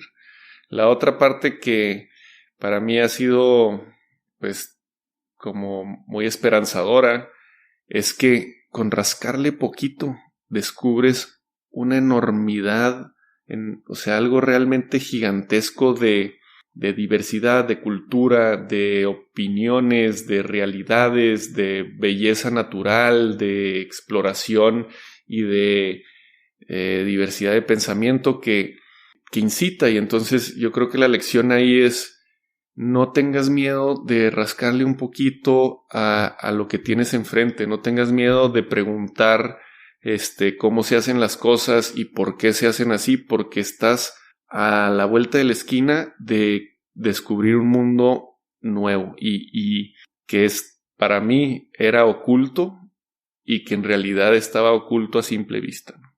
Entonces, no tener miedo a esa exploración, realmente disfrutarla, esa ha sido una de las lecciones más padres. Y bueno, yo creo que la otra es también un poco de humildad, ¿no? Saber decir, este camino es un camino largo. No busques comerte el mundo hoy. Construye para que otros puedan construir sobre una base sólida. Y entonces entiende que eres finito, entiende que eres limitado, hazte de los mejores amigos que puedas, encuentra a las personas que te van a levantar, a animar, y anima y levanta a otros. Y ten esa disposición. Y si tienes esa disposición, seguramente encontrarás otras personas con esa disposición y podrás construir mejor. Anima y levanta a otros. Me gustó eso. Me gustó. Seguramente lo llevas a la práctica y no es nada fácil. Oye, Juan Pablo, dime quién fue la primera persona que apostó por el proyecto. Digo, entendiendo que Eduardo y tú lo iniciaron. Que recuerden, a lo mejor sigo sin dejar a nadie atrás, pero ¿quién fue la primera persona que apostó por el proyecto o que creyó en el proyecto? Pues mira, aquí en Chihuahua, cuando dijimos vamos a hacer esto y diseñamos y sacamos, una de las primeras personas que volteó a vernos y nos dijo: qué fregón proyecto, yo tengo espacios donde pues, ustedes pueden enseñar este proyecto a otras personas, fue Óscar Cortázar, dueño de la cocinería, que desde el principio nos dijo: oigan, aquí hay un espacio, úsenlo. Muy generosamente nos dio la oportunidad de tener catas, de inclusive hacernos maridajes para esas catas, coctelería y abrirnos un poco la perspectiva de lo que significa un destilado dentro de un espacio como es el restaurante, que al final del día ese es nuestro cliente, ¿no? Esos espacios, centros de consumo donde la gente va a explorar cosas nuevas, a entender que tiene gente súper fregona haciendo cosas nuevas, padres, deliciosas, y que a nosotros nos dieran la oportunidad de estar ahí y entender cuáles eran esas dinámicas. Yo se lo agradezco muchísimo a Óscar, porque eso es lo que me ayudó a también generar confianza, a practicar mis primeras catas, a equivocarme y volver a hacerlo. Y entonces él fue definitivamente una de las personas que desde el principio dijo: yo les creo, sé que están haciendo algo fregón, vamos a darle juntos. Sí, digo, seguramente yo que en algún momento me tocó estar en una cata ahí en algún festival de aquí de local, pues yo te veía y decía: oye, este cuate, pues ¿cuántos años tiene haciendo estas catas? Y la marca es muy joven. Claro que no se me venía a la mente el tema de prueba y error, y sobre todo el tema de hacerlo constantemente hasta, digo, hay una frase que me gusta mucho que la he mencionado aquí en el podcast, de el músculo se tiene que desgarrar para crecer. Entonces es algo que yo decía, bueno, Juan Pablo lo veo así como, ya este güey es un maestro ya para las catas. Claro que no sé cuántas traías ya ahí detrás, pero pues sí, justo eso. No, y bien padre, porque pues al final del día daba catas para todos, ¿no? O sea, para mis papás y luego para mis amigos, y que si y así armaba una cata y nomás llegaban 2 personas, pues para 2 personas las damos, ¿sabes? Y es importante pues tener este ejercicio de repetición, porque te escuchas y te entiendes y te das la oportunidad de saber qué estás haciendo bien y qué estás haciendo mal. Y pues yo te agradezco que digas que se notaba, porque la verdad es que pues le metes las horas de práctica, ¿no? Oye, ¿cuál es el público más difícil a la hora de dar una cata? Híjole, yo creo que pues Recuerda que te están escuchando tus amigos, güey. Sí, no.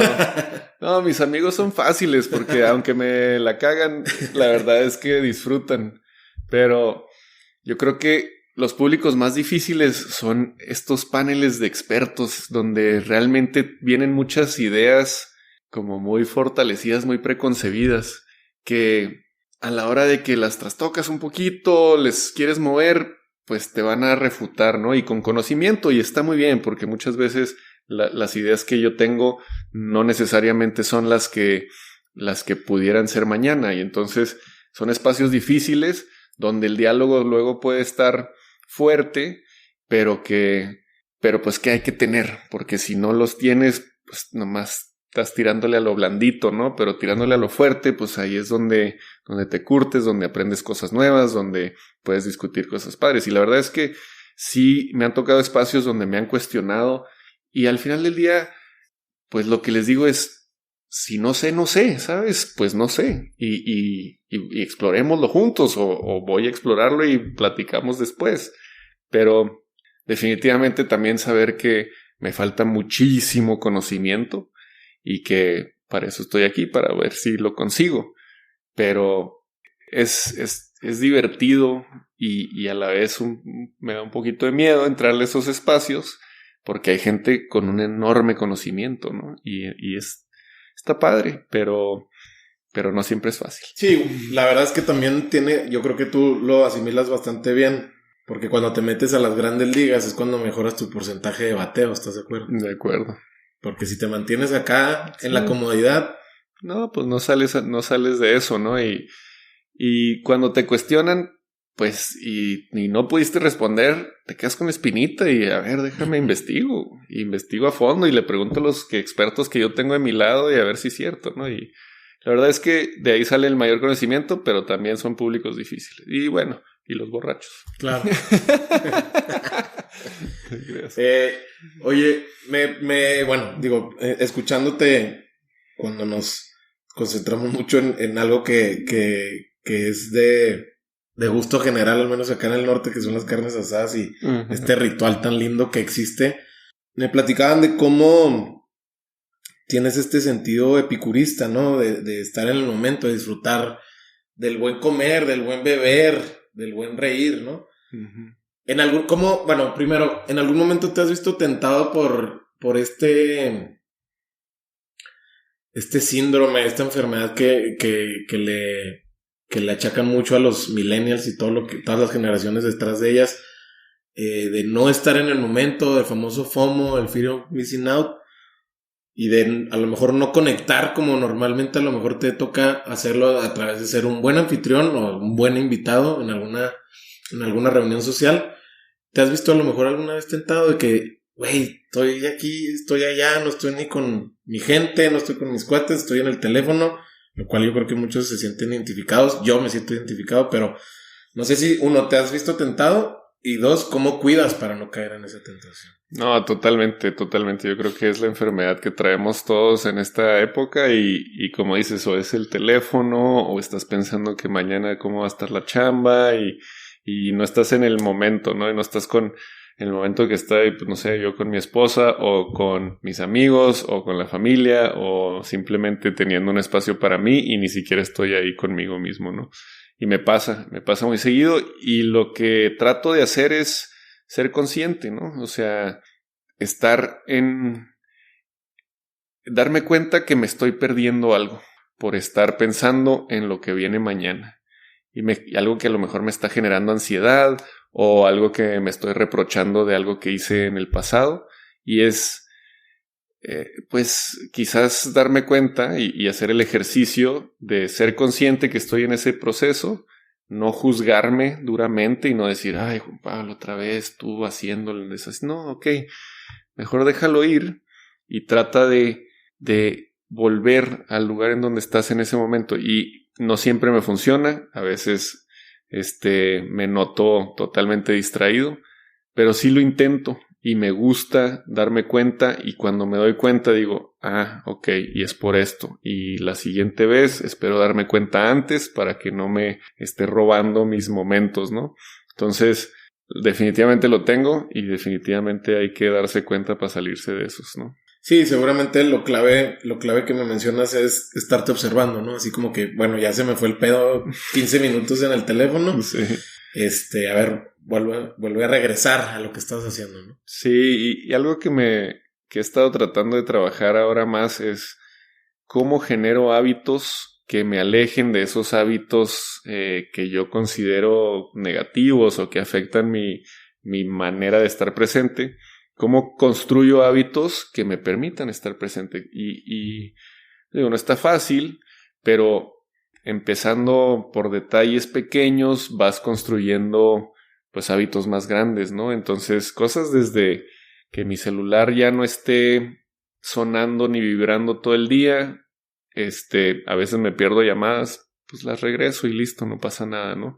Pero luego también las aplicaciones con las que más me distraigo, esconderlas en el celular y ponerles que estén apagadas durante el día, y entonces nomás me permito los espacios en la tarde para revisarlas, como que esas cosas, ¿no? Y luego también tener un poco de una rutina pues de generación de desarrollo consciente, y entonces quizás es meditar, quizás es ejercitarte por la mañana, quizás es leer un libro. Esas cosas pues me ayudan a estar más presente, y entonces se vuelve una satisfacción que mi cuerpo reconoce y entonces busca, ¿no? Y eso me gusta. ¿Qué libro estás leyendo ahorita? Justo uno de hábitos que me regaló Lalo en la... ¿No es ese? Ándale, exacto, Super. Atomic Habits, exactamente. Y apenas voy, pues yo creo como a la mitad, pero la verdad es que me gusta porque he estado haciendo el hábito de leerlo todas las mañanas. Me levanto temprano, hago ejercicio, leo, medito, y entonces tengo como esa rutina que a la hora de irme a la oficina ya me siento como más activo y con un poquito más de concentración de lo que voy a hacer y más motivado, definitivamente. Sí, es que el cerebro se oxigena, ¿no? Se oxigena de las ideas que cachas de un autor, porque al final del día estás metiéndote a la cabeza a un autor como James Clear, y pues el ejercicio es como medicina, por así decirlo, ¿no? Totalmente. ¿Qué ejercicio haces? Me gusta correr y me gusta el yoga. Entonces combino unos días corro, otros días voy a clases de yoga. Estoy un poco tronco todavía porque tenía como 6 meses de no hacer nada, pero ahí va. Si le pudiéramos recomendar a alguien que nunca ha tomado Sotol, ¿cómo le recomendarías empezar? Yo creo que la primera es servirte una copa en un vaso ancho, un old fashion, un vaso old fashion que es de estos chaparritos anchos. Servirte derecho una porción, no tiene que ser mucha, pequeña. Dejar que se abra el destilado, ¿no? Abrir, que se abra, quiere decir que permita que se empiecen a evaporar ciertos alcoholes en el destilado para que empiecen a cargar las moléculas de sabores que tiene y aromas que tiene el destilado, y empieces a percibir esa gran variedad de sabores que tiene y aromas que tiene el Sotol. Entonces, servírtelo, dejarlo ahí durante 3 minutos es el ejercicio de paciencia que hay que hacer. Y luego aspirar un poco con la nariz, porque el 70% de lo que nosotros degustamos proviene de nuestro sentido del olfato, no de nuestro sentido del gusto. Es todo un sistema, ¿no? Nuestra nariz y nuestra boca están conectadas, y todo este sistema, la mayoría viene del olfato. Entonces, a la hora de respirar vapor de Sotol, nos vamos a dar cuenta de esos sabores que ya vienen a nuestro paladar. Luego, un pequeño sorbo que pasamos por toda nuestra boca, mojando nuestro paladar y nuestra lengua, va a despertar las papilas gustativas y nos va a permitir empezar a percibir esos sabores variados que tiene el Sotol. Y a la hora de tragar, hacer una exhalación con la boca. Esto permite que se vayan los alcoholes que quedaron en nuestra boca y solamente permanezcan los aceites y glicerinas y minerales que dan sabor al destilado.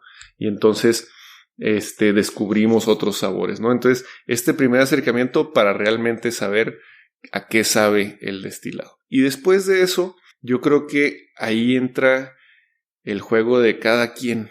¿Qué es lo que te gusta tomar, no? O sea, si a ti lo que te gusta es con agua mineral y limón, pruébalo con agua mineral y limón. Ponle un poquito de sal o a lo mejor un poquito de azúcar. Juega como tú creas que mejor te va a gustar, porque yo pienso que los destilados y en general la vida, pero los destilados están hechos para que uno los disfrute como uno quiere. Y entonces, qué padre que puedas probarlo solo para que te des cuenta que sabe, pero luego juega con él tanto como tú quieras para que puedas encontrar cómo es que te gusta a ti tomártelo.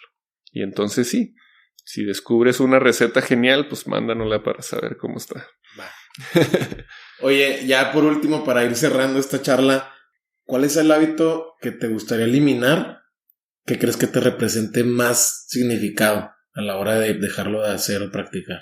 Híjole, yo creo que es... Bueno, pero yo tengo el mal hábito de rechinar los dientes, y es porque quizás soy un poco ansioso, ando pensando mucho en el futuro. ¿Qué va a pasar mañana? ¿Qué va a pasar?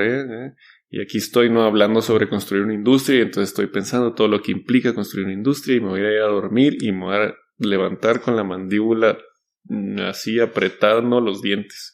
Y es un hábito que he tratado de hacer consciente para ir eliminando, y me ha funcionado hasta cierto punto, ¿no? Y yo creo que si logro eliminar ese hábito, me va a permitir, pues quizás estar más presente y disfrutar más de la vida, ¿no? Y pues en eso trabajo. Que justo el libro habla, digo, sin tirar spoiler del libro ni a ti ni a la gente que nos escucha, pero habla un poquito de la identidad, ¿no? De cómo cuando fumas te dices a ti mismo que eres un fumador. Uh-huh. Y al inicio lo que dices es que primero sepárate de la identidad, y es nada más decir, no, pues cuando tengo broncas fumo, uh-huh, pero no soy un fumador. No soy yo el fumador. Ajá. Sí. Yo creo que en ese sentido, también así de muy básico, tengo el hábito de comer papas preparadas para todo. O sea, me siento y compro una bolsa de papas y me la preparo y me la trago, y luego digo, ay, güey, ¿por qué tragué tantas papas? Y ya estoy trabajando en quitarme ese hábito también, y yo creo que lo que va a generar en mí, que es algo muy bueno, es que va a mejorar mi paladar, y espero que eso me permita degustar mejor todos los destilados y comida y demás que me encanta. Genial. Juan Pablo, muchas gracias. Qué padre meterme de lleno a alguien que entiende muy bien algo como tan representativo de la cultura de Chihuahua, y que lo describe de una manera que se antoja conocer más. Entonces te lo agradezco. No sé si quieres agregar algo más. Pues nada, muchas gracias por el espacio. La verdad es que me encantan las oportunidades, como se dan cuenta, de platicar de esto. Y la verdad es que además me encanta la oportunidad de ayudar a otras personas a descubrirlo. Y invito a toda tu audiencia que si tienen preguntas, si quieren conocer más, nos busquen en Los Magos. Sotol.com, y también si quieren ponerse en contacto directamente conmigo, yo estoy abierto. Búsquenme en mi correo, que es juanpablo@losmagossotol.com. También me pueden buscar en Instagram, Juan Tomás Sotol. Y bueno, pues sí, estoy aquí para explorar con ustedes el mundo del sotol. Ojalá sí me acompañen. Seguramente sí, y seguramente pues puede hacer con una buena carne asada, ¿no? Entonces, sí. Va, mil gracias, y seguramente vamos a saber más de la marca ahora que ya está atravesando fronteras. Gracias, Mario, seguramente sí.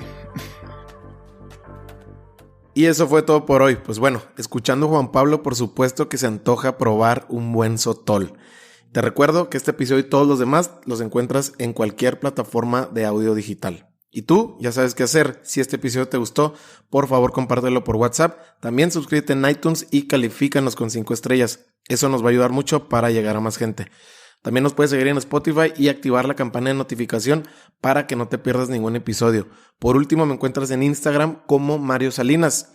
No olvides mencionarnos en tus historias a Juan Pablo y a mí si conectaste con algo de lo que escuchaste. Nos vemos en el próximo episodio.